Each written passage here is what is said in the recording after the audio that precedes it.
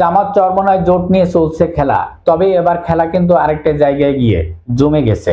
তার মানে এখন আর সোজা খেলা না, এটা একেবারেই ঘেরাটোপের খেলা। জামাত ইসলাম যেভাবে চরমনায়কে নিয়ে খেলছে, আমার মনে হয় চরমনায় বিষয়টি এখনো পুরোপুরি ধরতে পারছে না।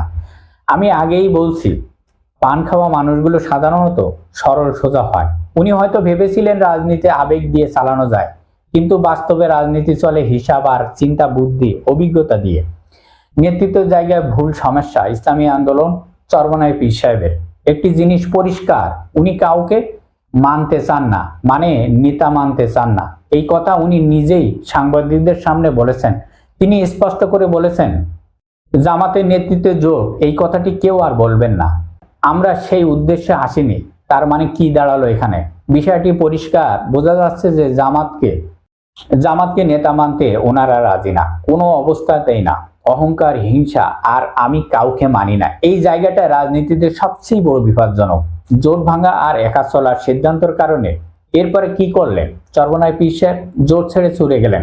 ইসলামী আন্দোলন চরমনায় পীর সাহেব চলে গিয়ে এককভাবে ঘোষণা দিলেন 268টি আসনে নির্বাচন করবেন, কাউকে মনোনয়ন প্রত্যাহার করতে দিবেন না, এটাই বললেন।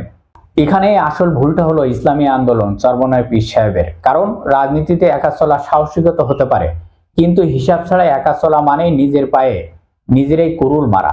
কারা সবচেয়ে খুশি হলো?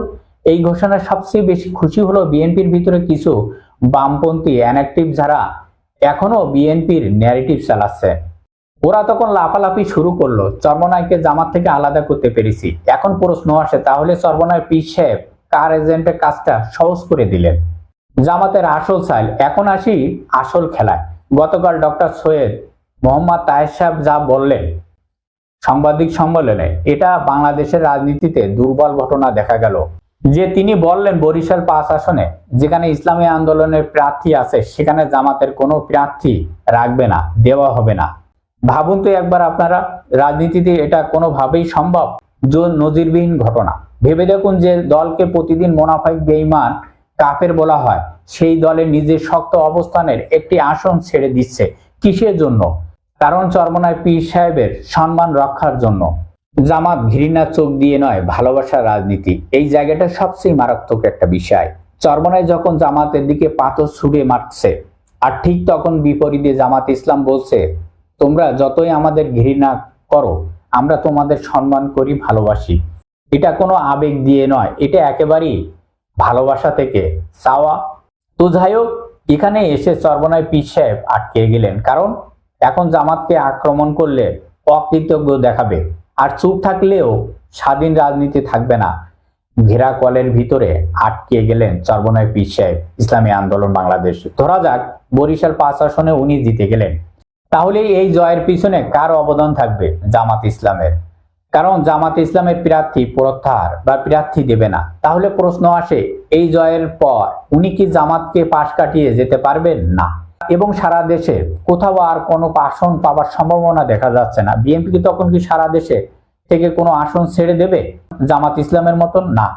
বাস্তব কথা হলো, তখন আর কোনো রাস্তা খোলা থাকবে না। ইসলামী আন্দোলন চরমনায় পীর সাহেবের এই এক আসন হয়ে যাবে সবচেয়ে বড় চেন। এই পুরো ঘটনায় জামাতের একটি পরিষ্কার বার্তা দিয়েছেন, অহংকার, হিংসা দিয়ে রাজনীতি হয় না। আবেগ দিয়ে সিদ্ধান্ত নিলে শেষ পর্যন্ত ঘেরাটোপের ভিতরে পড়তে হয়। সুতরাং অভিজ্ঞতা রাজনৈতিক বুঝতে হয়। জামাত চাপ দিয়ে আটকে ফেলেছেন চরমনায় পীর সাহেবকে। এখানে যে জায়গায় এসে দাঁড়িয়েছেন চরমনায় পীর সাহেব, তা কোনো ষড়যন্ত্রের মাধ্যমে না, বরং নিজের রাজনৈতিক অদুদ্দেশ্যতার কারণে চরমনায় ঘেরা কলে পড়েছে। সবাই ভালো থাকবেন। আল্লাহ হাফেজ।